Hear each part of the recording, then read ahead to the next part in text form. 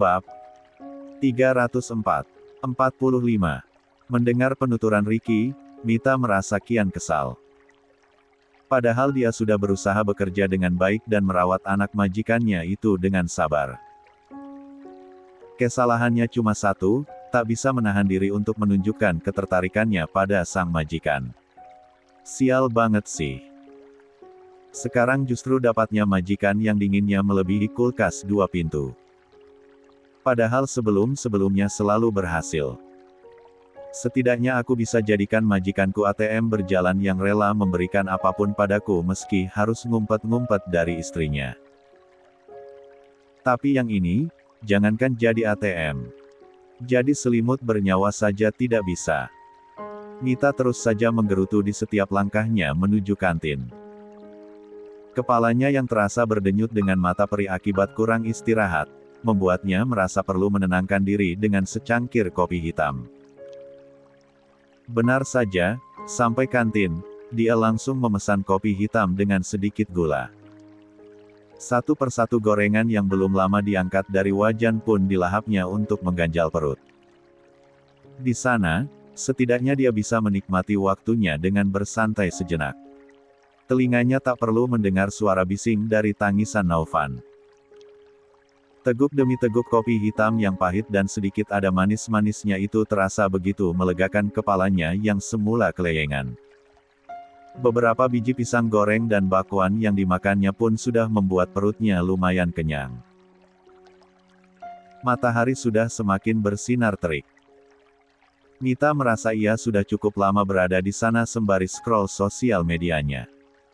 Setelah membayar, dia segera beranjak dari sana. Berjalan santai menuju kamar rawat Naufan. Mungkin saja majikannya akan marah dengan kelakuannya itu. Tapi dia sudah tidak peduli. Toh apapun yang dilakukan dia tetap berencana akan dipecat. Mbak Mita. Mita menoleh begitu mendengar suara seseorang menyebut namanya. Ia lalu tersenyum ramah pada orang tersebut. Naufan, gimana keadaannya sekarang? Tanya Davin. Dia memang sengaja mampir dulu untuk menjenguk Naufan sebelum ke kantor. Begitulah, Pak. Belum diperiksa lagi sama dokter soalnya, jawab Mita tanpa kepastian. Oh. Aku lihat sendiri kalau gitu, balas Davin seraya melanjutkan langkah. Tanpa disadari, beberapa meter dari Davin dan Mita tadi, ada seseorang yang memperhatikan keduanya.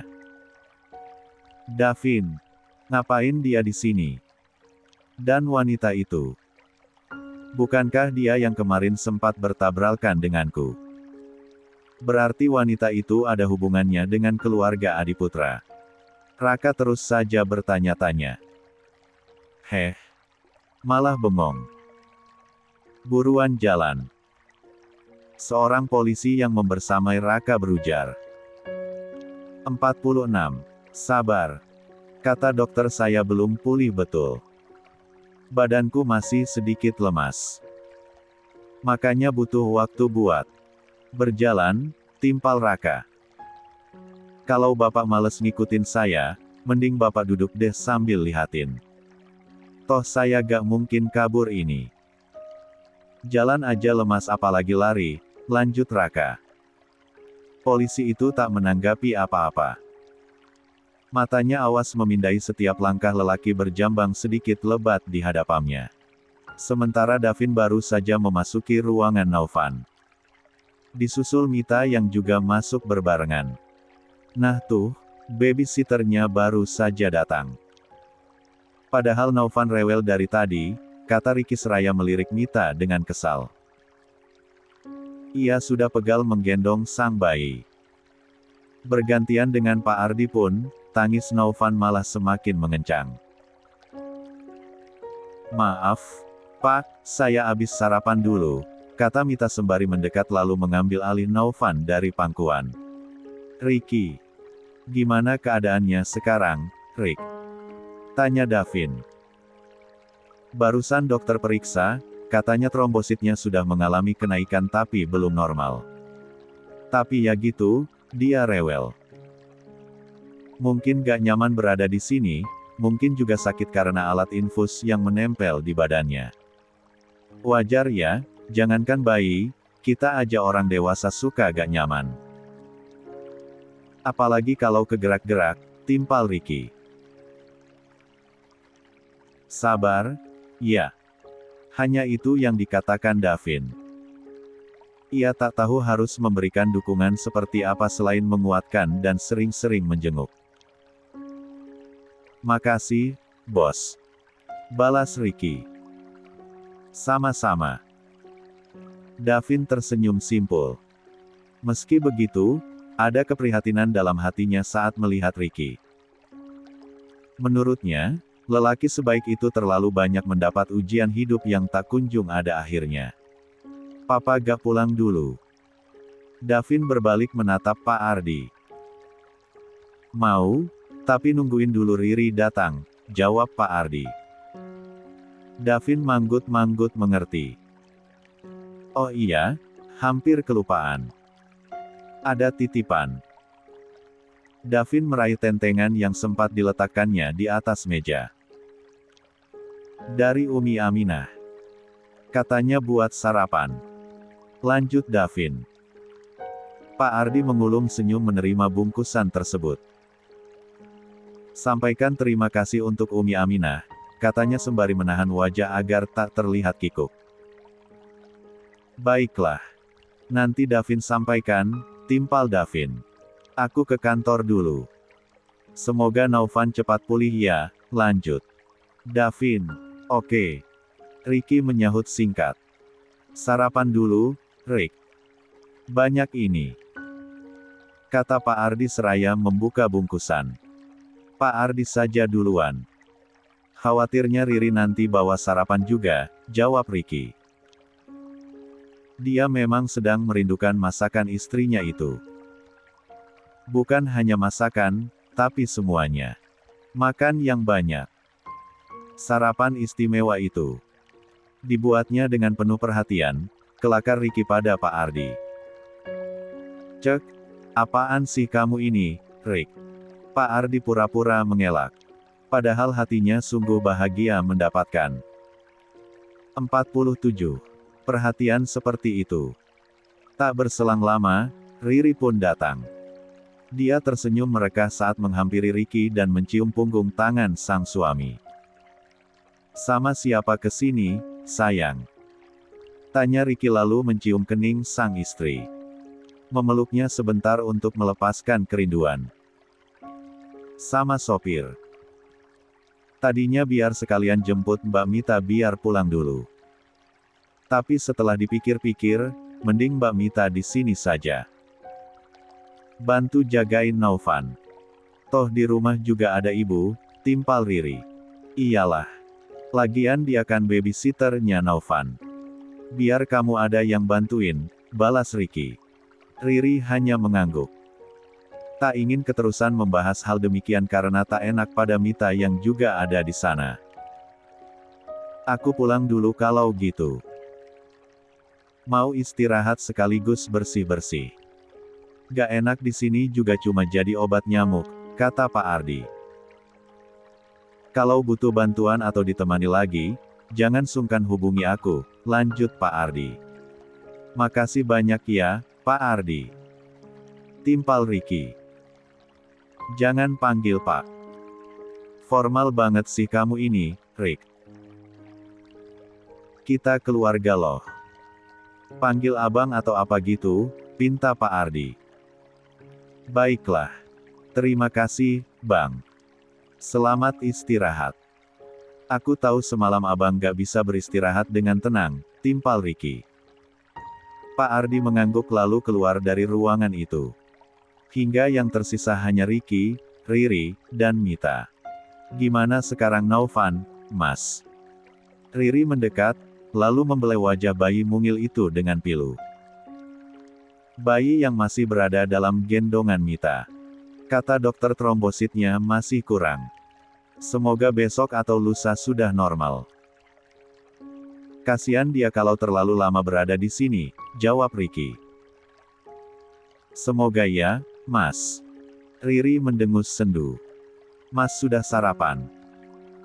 Lanjut Riri. Belum. Aku sengaja nungguin kamu.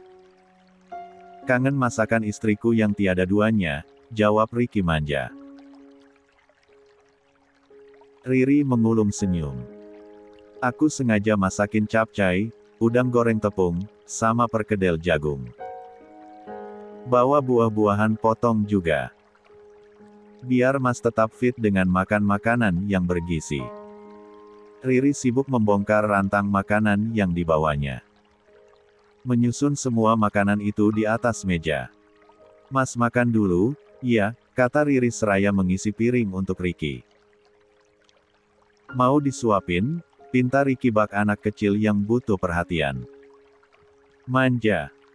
Riri terkekeh gemas lalu menyodorkan sendok yang sudah diisi dengan lauk dan nasi ke mulut sang suami. 48. Tuh kan. Selain karena masakannya enak, makan disuapi orang lain juga terasa jauh lebih nikmat, kata Ricky yang perlakuannya berbanding terbalik pada orang lain.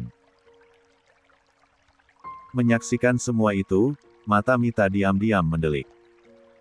Dia keheranan dengan sifat Ricky yang tiba-tiba manja padahal biasanya kaku bak kanebo kering. Gak ada ramah-ramahnya. Bola mata Mita terus saja melirik kesal pada sepasang suami istri yang sedang saling menyuapi tak jauh darinya. Membuat cuaca di dalam sana terasa lebih panas dari sebelumnya. Terlebih posisi dirinya yang masih menggendong Naufan dan belum ada yang menggantikan. Ya ampun, Mas. Makan aja sampai belepotan gini.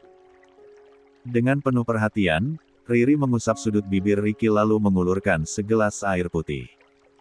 Mbak Mita, ayo, sarapan dulu.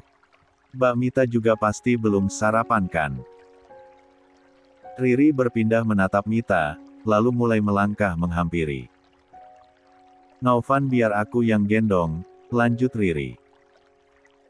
Ia lalu mengambil bayi lelaki tersebut dari pangkuan Mita dan menimangnya dengan kasih sayang. Kasihan sekali kamu, nak. Cepat sembuh ya, sayang. Biar kita bisa pulang ke rumah. Kakak Naufal sama Siva sudah kangen sekali sama adik gantengnya ini. Riri terus berceloteh. Sayang, aku izin ke masjid boleh? Mau salat duha terus mau istirahat sebentar. Sepertinya efek kekenyangan jadi tiba-tiba ngantuk, tutur Ricky. Tentu saja boleh, Mas. Mas jangan khawatir. Toh di sini ada aku sama Mbak Mita, balas Riri. Istirahatlah. Kalau sudah merasa baikan, baru ke sini lagi. Atau mau pulang dulu ke rumah juga gak apa-apa, lanjut Riri. Ricky mengangguk sambil tersenyum. Kalau ada apa-apa langsung hubungi aku aja ya. Insya Allah gak ada apa-apa. Gih, sana.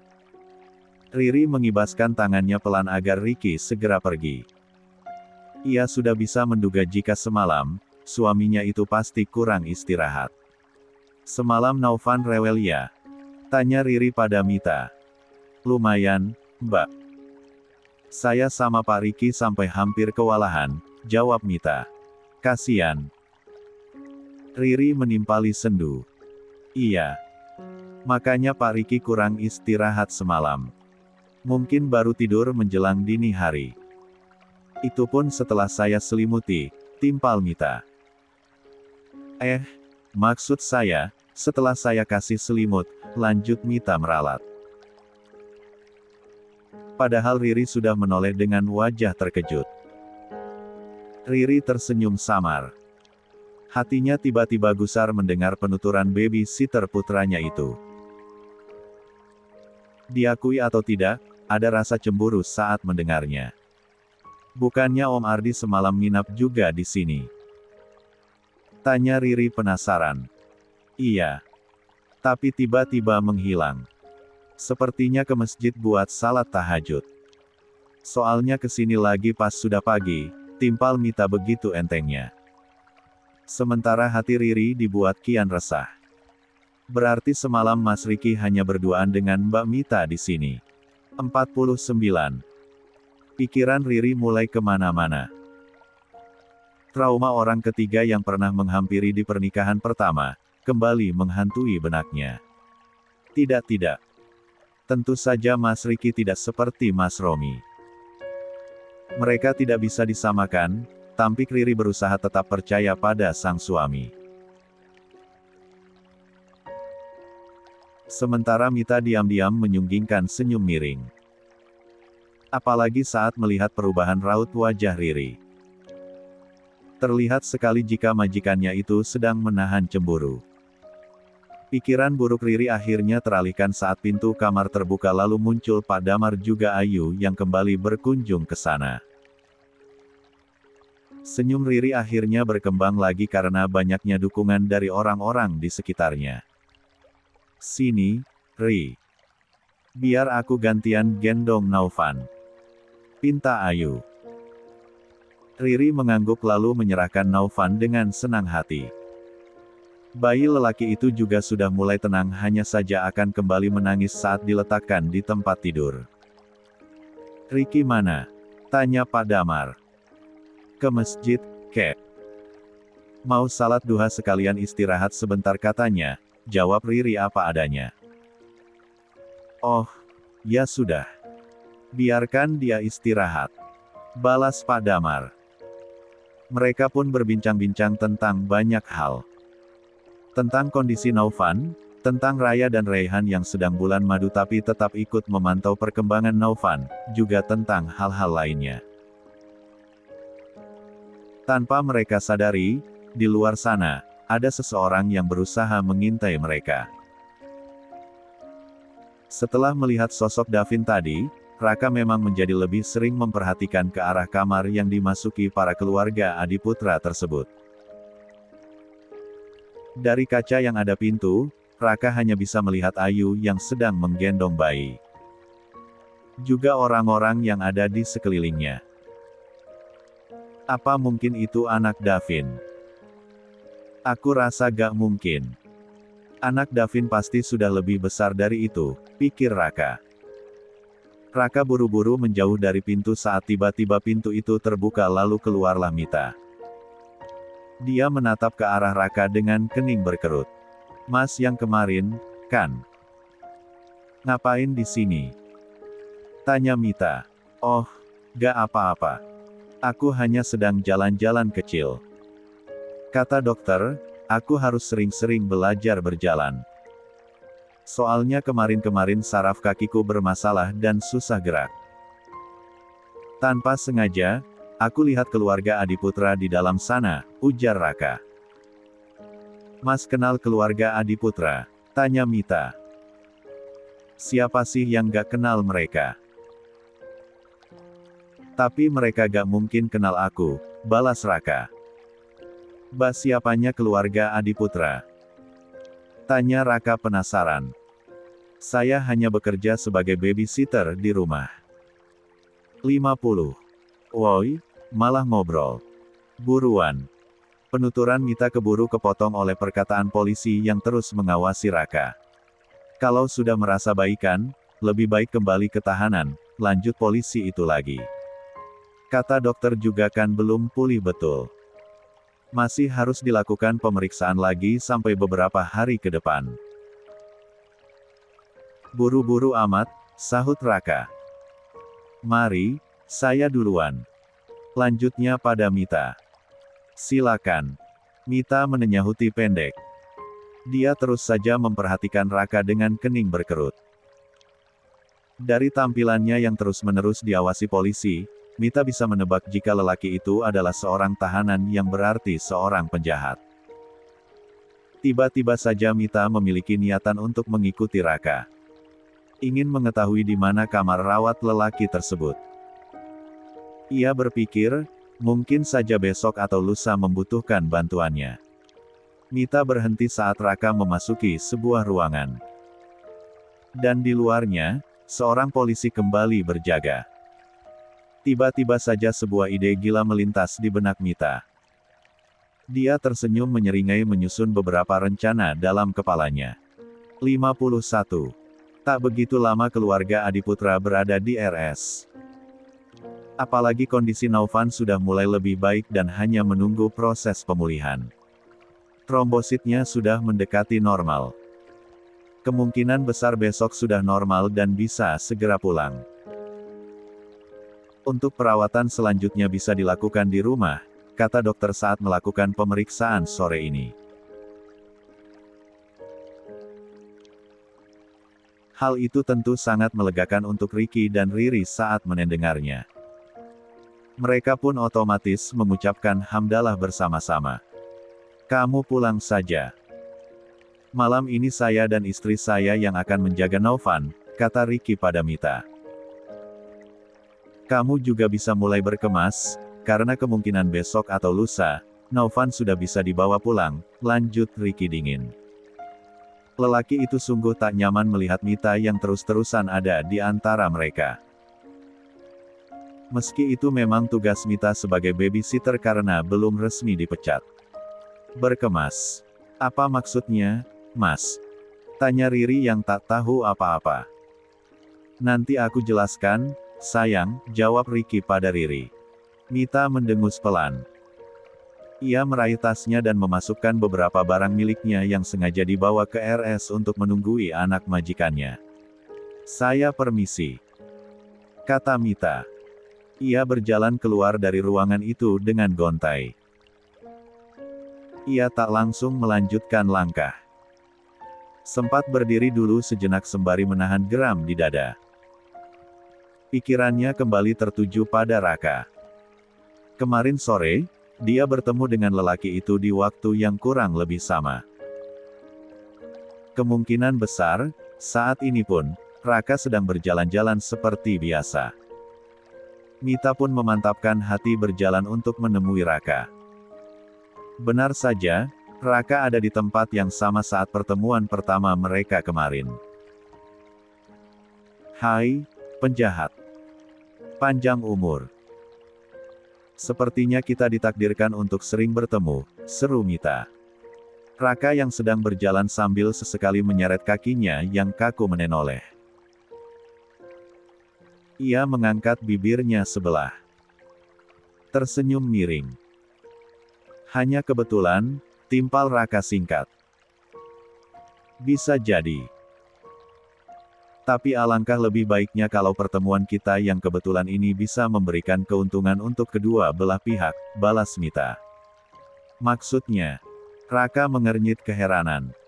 Aku ingin menawarkan sebuah kerjasama. Itu pun kalau kamu setuju, ungkap Mita teramat pelan. Matanya memindai ke sekeliling. Memastikan tak ada keluarga Adiputra yang melihatnya. Ia sama sekali tak peduli pada polisi yang sedang memperhatikan Raka di sudut sana. Toh jarak polisi itu tak mungkin mampu mendengar percakapan mereka. 52. Kerjasama apa? Tanya Raka penasaran. Besok aku kembali ke RS. Aku tunggu di sini. Yang pasti kerjasama ini akan sangat menguntungkan untuk kita, timpal Mita. Lam merasa, tak bisa terburu-buru melakukan aksinya. Harus dipikirkan dan ditimbang-timbang masak-masak terlebih dahulu agar tak sia-sia. Aku gak janji, balas Raka. Tentu karena ia tak tahu tawaran kerjasama seperti apa yang dimaksud wanita yang baru dikenalnya tersebut. Mita hanya tersenyum miring. Jangan buang-buang kesempatan. Karena tawaran bagus gak akan datang dua kali. Pokoknya, besok aku tunggu di sini, katanya sambil melenggang pergi. Ia pun berjalan menyusuri koridor untuk keluar dari RS. Sementara di dalam kamar, Ricky akhirnya bisa berduaan dengan Riri setelah sebelumnya ada saja gangguannya. Naufan pun mulai bisa tenang dan tak terlalu rewel lagi. Sudah bisa ditidurkan di atas tempat tidur. Bayi itu seolah menjadi tenang saat ada Riri di dekatnya. Tak heran, karena selama ini, Riri lah yang merawatnya dan memberinya sumber kehidupan hingga bisa bertahan hidup setelah terlahir dalam kondisi sangat lemah.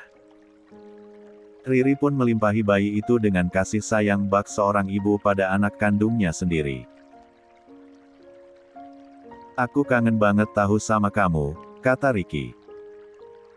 Ia lalu merebahkan diri dan meletakkan kepalanya di pangkuan Riri yang sedang duduk. Oh, itu ternyata alasannya kenapa Mas nyuruh Mbak Mita buat pulang, timpal Riri sembari memijit hidung Ricky dengan gemas.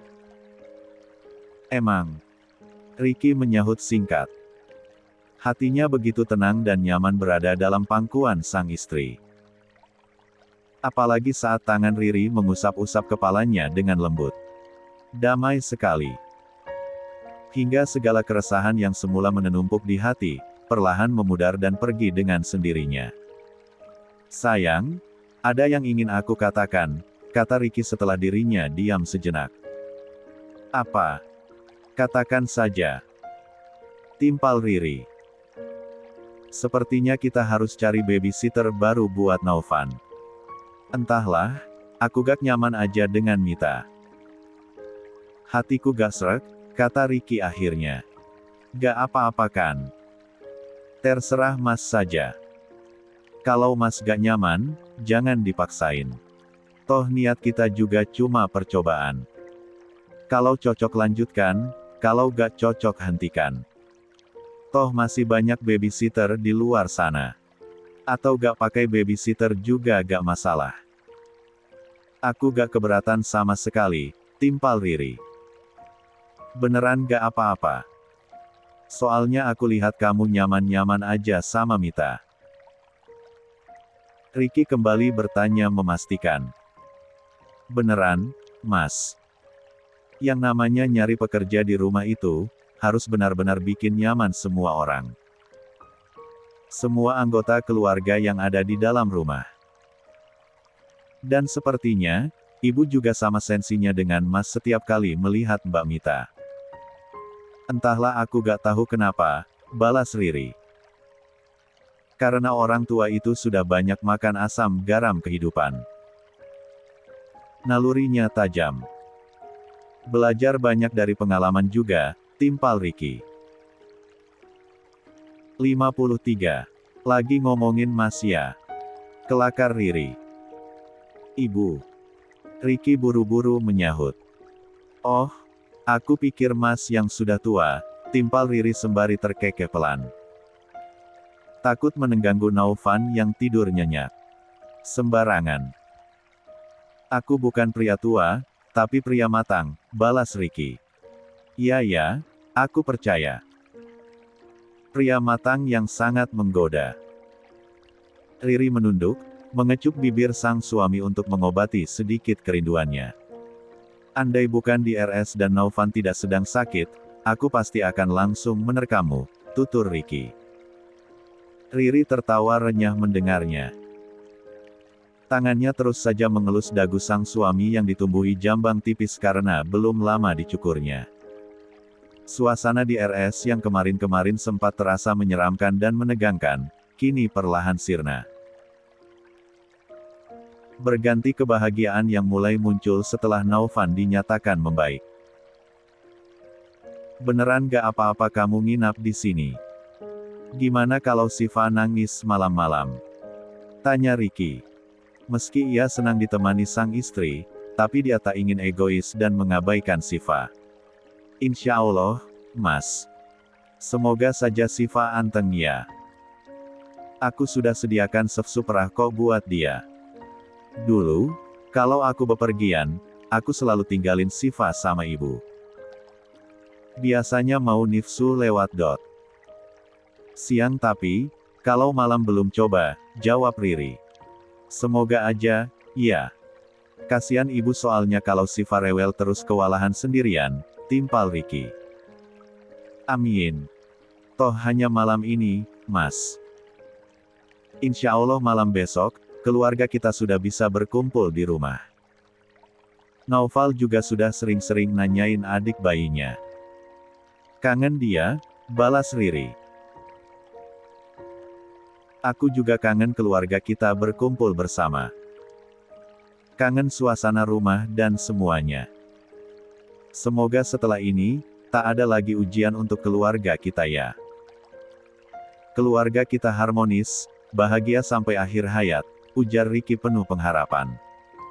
Amin. Riri menjawab dengan sungguh-sungguh. Malam ini mau makan apa? Biar aku pesankan. Tawar Ricky. Kali ini, Riri sedang memompa ASI untuk stok malam nanti buat Naufan. Biar ASI istriku ini makin deras dan bergizi. Soalnya punya 3 bayi yang ngantri menunggu giliran, lanjut Ricky, lah menatap takjub pada tetes demi tetes cairan putih yang keluar dari sumber kehidupan anak-anaknya. Apa ya? Udang asam manis enak kayaknya. Sekalian sama salad buah. Sama martabak ketan hitam juga sepertinya enak dimakan malam-malam, sahut Riri.